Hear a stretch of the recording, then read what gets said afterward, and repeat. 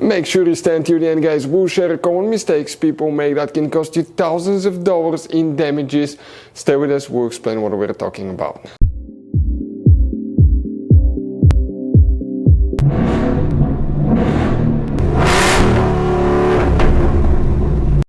Hey guys, welcome back to 4D Repair. Thank you guys for watching and subscribing to the channel. Today will be super helpful video to any of you having a Ford Escape, that generation that you see right here from year 2013 to year 2019.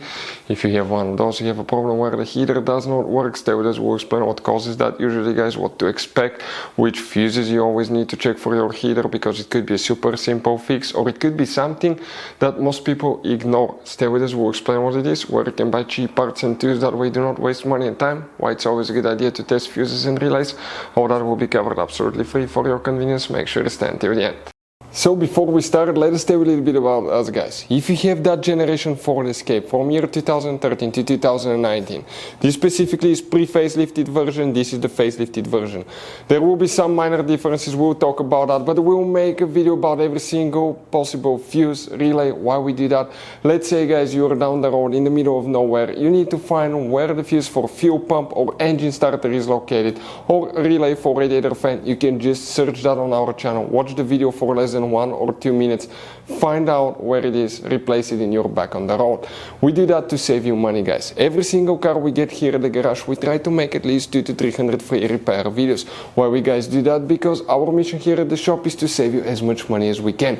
And we guys have more than 12,000 free repair videos on our YouTube channels as well that can save you more than thousands of dollars in future repairs.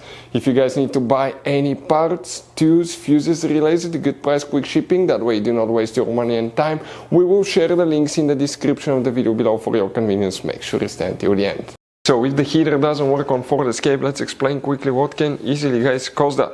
We will demonstrate on this generation right here. This is the model before the facelift, this is after the facelift. It should work for both. You guys have multiple fuse boxes, but today we'll work in two. First we need to check our heater and climate control fuses. The first fuse box is on the passenger side. Then we'll explain what else can easily cause the heater not to work and how it can destroy your engine in some cases. Here, if you look under the dash on the passenger side upside down, on the bottom, you will see one soft carpet liner attaches with two turning knobs. Remove the turning knobs, pull that carpet liner out, and you will see that hidden fuse box with a layout like this one. Before we guys continue, let's explain quickly why it's always a good idea to test fuses and relays. So let me explain why it's super important, guys, to test fuses. Fuses, not often you can see if they're burnt or they're good. Sometimes they may seem perfectly fine, you think it's a good fuse, you put it back in, and you end up spending money and time on parts and problems that do not exist, guys, when all you had to do, test your fuse, find out it's bad, replace it, fix your problem. So we will have a video how to test a fuse, okay, different kinds of fuses, and how to test relays, guys. We're going to put the link in the description of the video below, specifically to that video. Please check it out. So next to the fuses here we have numbers in the top right corners next to the fuse. That will make it really easy to find the one that you need. Oh, by the way, if you need to buy any fuses, relays, parts, tools for Ford Escape or any car at a really good price, quick shipping, that way you do not waste money and time, we'll put a link in the description of the video below. Check it out, you can save quite a bit. So the heater, okay, if it doesn't work, you need to check fuse number 71 right here, and then you need to check fuse number 88 right there. Then you need to open the hood. Under the hood, guys, you have another fuse box on that side, on the driver's side. Pull that cover, underneath is the fuse box, looks like this one. Here you need to zoom in that middle section with JK's fuses. We need to check fuse number 10. That one's very important fuse, guys, that you will need to check. And then we'll need to check fuse number 27.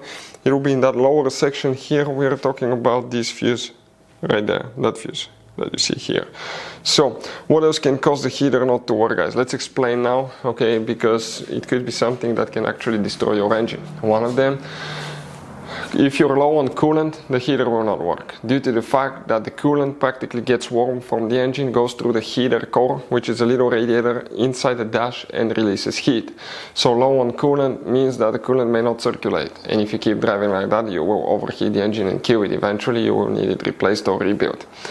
Another thing, it could be, so check coolant level, but only when the car is super cold, okay? Let it sit overnight, check the coolant level if you need to open the radiator cap to see where it is, but make sure it's not hot because it can spray and it can hurt you severely, guys. Another thing, thermostat. If the thermostat is stuck open, the thermostat is a device that regulates the temperature engine.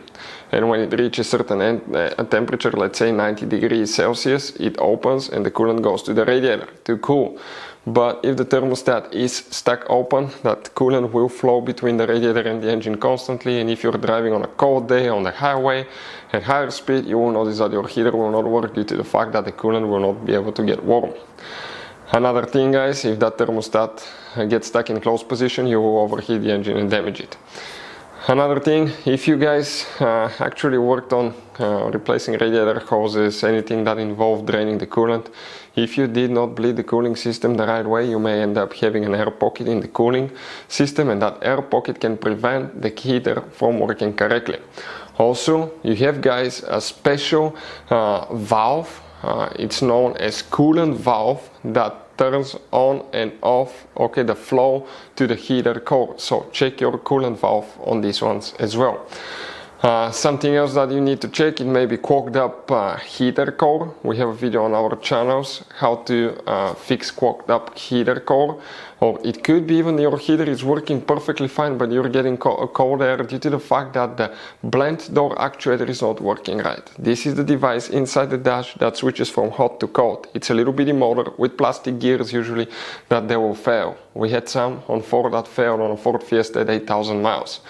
And when it happens, it may be stuck in cold position. As a result, okay, you will have heater, but it will not work correctly. You will get just cold air coming in the car. We have many videos how to replace, how to test blend door actuator. Those are the most common things we see at the garage. Thank you for watching. See you next time.